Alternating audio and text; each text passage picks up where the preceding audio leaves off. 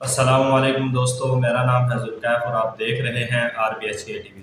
اور میں ہوں غلام باز، اور آج ہم آپ کے لیے ایک ویڈیو لے کر آئے ہیں۔ یہ ویڈیو ہے 5 حکمران پٹھانوں کے بارے میں۔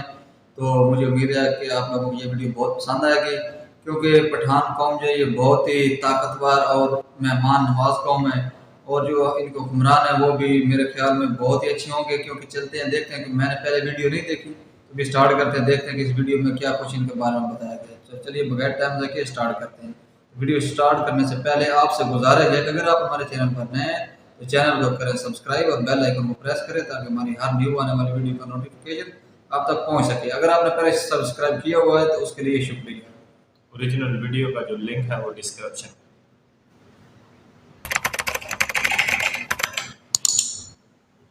دوستو، ہم نے اکثر پٹھانوں کو لطیفوں کی حد تک جانا ہے، لیکن یقین کیجئے کہ یہ بڑی جفاکش، بہادر اور غیور قوم ہے۔ آج اس ویڈیو میں ہم پٹھان قوم کے 5 طاقتور ترین حکمرانوں کا آپ سے ذکر کریں گے۔ نمبر 5، بہلول لودھی۔ بہلول لودھی بر صغیر میں لودھی سلطنت کے پہلے حکمران تھے، جنہوں نے اس سلطنت کی بنیاد رکھی تھی۔ بہلول لودھی کی پیدائش 1400 عیسوی میں ہوئی۔ لودھی دراصل افغانستان کے غزلئی قبیلے کی ایک شاخ کا نام ہے۔ سلطان محمود غزنوی کے ہندوستان پر حملوں سے قبل اس قبیلے کا ایک خاندان ملتان آ کر آباد ہو چکا تھا۔ بہلول لودھی نے جب جوانی میں قدم رکھا تو اس وقت دہلی پر تغلق خاندان کے آخری حکمران فیروز شاہ تغلق کی حکومت تھی، جن کی موت کے بعد امیر تیمور نے دہلی پر حملہ کر دیا تھا، اور جاتے وقت انہوں نے خضر خان حاکم ملتان کو ہندوستان میں اپنا نائب بنا دیا تھا۔ 1412 عیسوی میں خضر خان نے دہلی پر چڑھائی کر کے وہاں اپنی سلطنت کا آغاز کیا، جو کہ سید خاندان کی حکومت کہلاتی تھی۔ لیکن خضر خان کی موت کے بعد سلطان بہلول لودھی نے آخری سانسیں لیتی ہوئی دہلی سلطنت پر حملہ کر کے اسے ختم کر دیا، اور 855 ہجری بمطابق 1526 عیسوی میں بہلول لودھی دہلی سلطنت کے پہلے حکمران بنے، اور 1451 سے 1556 عیسوی تک لودھی سلطنت کے حکمران رہے۔ حکمران بننے کے بعد ان کی زندگی کا بڑا حصہ جونپور کے مسلمان حکمران محمود شرکی سے جنگوں میں گزرا۔ محمود شرکی نے کبھی بھی سلطان بہلول لودھی کو سکھ کا سانس نہ لینے دیا۔ اپنی زندگی کے آخری سال 1479 عیسوی میں انہوں نے ایک گوالیار کے ہندو راجا کے خلاف ایک کامیاب جنگ لڑی، جس کے بعد سلطان بہلول لودھی وفات پا گئے۔ نمبر 4، علاؤ الدین خلجی۔ علاؤ الدین خلجی سلطنت کے دوسرے پٹھان حکمران تھے۔ علاؤ الدین خلجی کا شمار بہترین انتظامی صلاحیت رکھنے والے حکمرانوں میں ہوتا ہے۔ آپ نے نہ صرف یہ کہ مملکت کی سرحدیں وسیع کر دیں، بلکہ ہندوستان کو منگولوں کے حملوں سے بھی بچایا۔ علاؤ الدین خلجی 679 ہجری بمطابق 1290 عیسوی کو خلجی سلطنت کے دوسرے حکمران بنے۔ حکومت حاصل کرنے کے بعد سب سے پہلے ان کا مقابلہ ایک ہندو راجا رام دیو سے ہوا۔ یہاں خون ریز مارکا ہوا، جس کے بعد فتح علاؤ الدین خلجی کو نصیب ہوئی، اور ہندو راجا نے بھاری تاوان ادا کیا۔ پھر منگولوں کا ایک بڑا لشکر 698 ہجری بمطابق 1298 عیسوی کو برصغیر پر حملہ آور ہوا۔ یہاں علاؤ الدین خلجی کے بھائی اللہ خان اور ظفر خان نے منگولوں کے اس لشکر کو شکست دی۔ اس کے بعد علاؤ الدین خلجی نے چند اور سرکش ہندو راجاؤں کو مطیع کیا، لیکن اسی سال کے آخر میں منگولوں نے برصغیر پر دوسرا حملہ کر دیا، اور انہوں نے دہلی شہر کا محاصرہ شروع کر دیا۔ سلطان اس وقت گجرات میں جنگ میں مصروف تھے۔ علاؤ الدین خلجی برق رفتاری کے ساتھ دہلی پہنچے، اور دہلی شہر سے تھوڑی دور قلعے کے مقام پر جنگ ہوئی، جس میں منگولوں کو عبرت ناک شکست ہوئی، اور ان کا خان جنگ کے بعد مارا گیا۔ لیکن اس کے بعد بھی منگولوں نے حملے جاری رکھے، لیکن ان حملوں میں منگولوں ہی کو شکست ہوئی۔ سلطان علاؤ الدین خلجی کے دور حکومت میں نظام عدل اپنے عروج پہ تھا، اور اشیائے خورد و نوش کی قیمتیں کنٹرول میں تھیں۔ کہا جاتا ہے کہ جب سلطان علاؤ الدین خلجی نے دیوگڑھ کو فتح کیا تو وہ واپس دلی جانے لگے، اور 1296 عیسوی میں دریائے جمنا پہنچے، تو ابھی سلطان نے گفتگو جاری ہی کی تھی کہ چند سرکشوں نے ان پر حملہ کر کے انہیں شہید کر دیا۔ نمبر 3، شیر شاہ سوری۔ شیر شاہ سوری، جن کا اصل نام فرید خان تھا، لیکن دنیا انہیں شیر شاہ سوری کے نام سے ہی جانتی ہے۔ شیر شاہ سوری 1472 عیسوی میں پیدا ہوئے۔ آپ کا تعلق افغان قبیلے سور سے ہے۔ یہ قبیلہ روا کے علاقے میں آباد تھا۔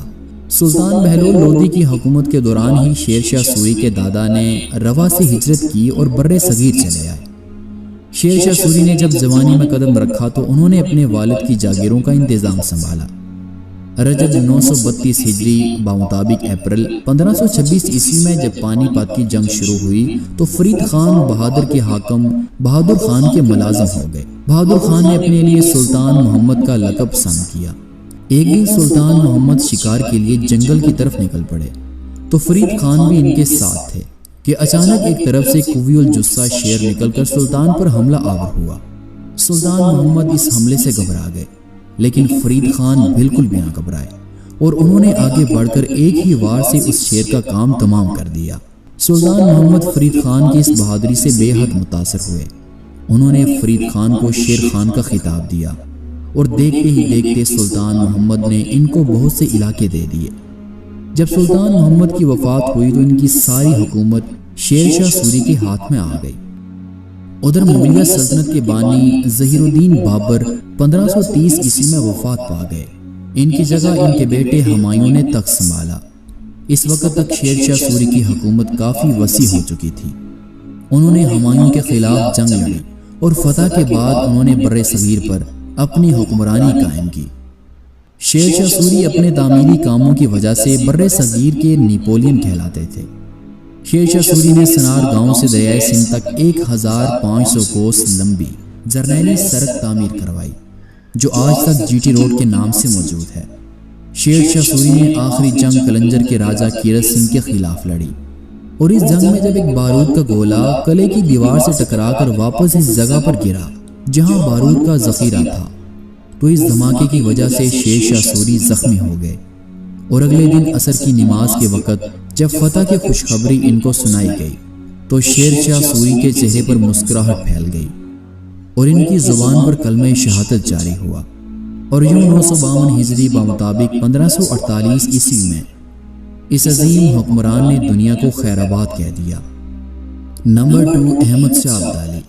احمد شاہ درانی، جنہیں احمد شاہ ابدالی بھی کہا جاتا ہے، آپ افغانستان میں درانی سلطنت کے بانی اور جدید افغانستان کے بانی کے طور پر بھی جانے جاتے ہیں۔ احمد شاہ ابدالی 1722 عیسوی میں ہرات کے قبیلے ابدالی کے سردار کے ہاں پیدا ہوئے۔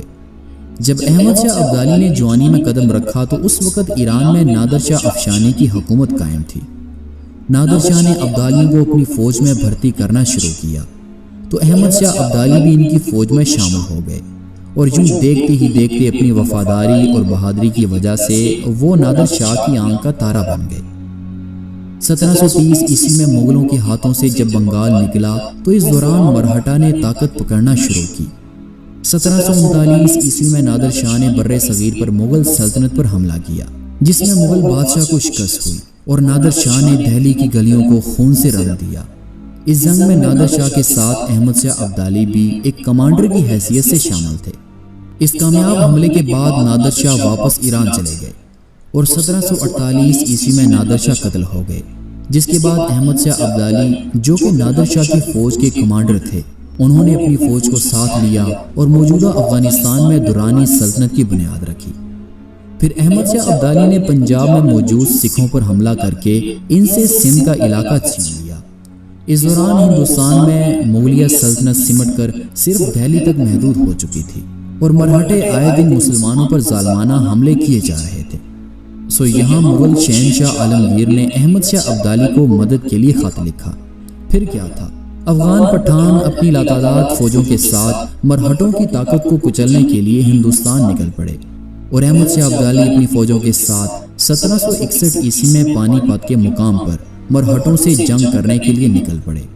اس جنگ میں افغان پٹھانوں نے بڑی بہادری سے مرہٹوں پر پے در پہ حملے کیے اور ہزاروں کی تعداد میں مرہٹے یا تو مارے گئے یا قید کر لیے گئے اور احمد شاہ ابدالی کو اس جنگ میں شاندار کامیابی حاصل ہوئی، جس کے بعد مرہٹوں نے مغلوں کی سلطنت انہیں واپس کر دی۔ اس فتح کے بعد 16 اکتوبر 1772 عیسوی میں احمد شاہ ابدالی کا انتقال ہو گیا اور یوں افغان پٹھان ایک عظیم لیڈر سے محروم ہو گئے۔ نمبر 1، ملا محمد عمر۔ اور آخر میں طاقتور ترین پٹھان حکمران ملا محمد عمر ہیں۔ یہ وہ ملا محمد عمر ہیں جنہوں نے عظیم USSR یعنی کہ سوویت یونین اور امریکہ بہادر سمیت دنیا کی 48 فوجوں کو ذلت آمیز شکست سے دوچار کیا تھا۔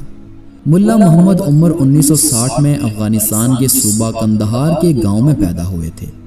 جب انہوں نے جوانی میں قدم رکھا تو انہوں نے اپنی سرزمین پر روس کی فوجوں کو پایا۔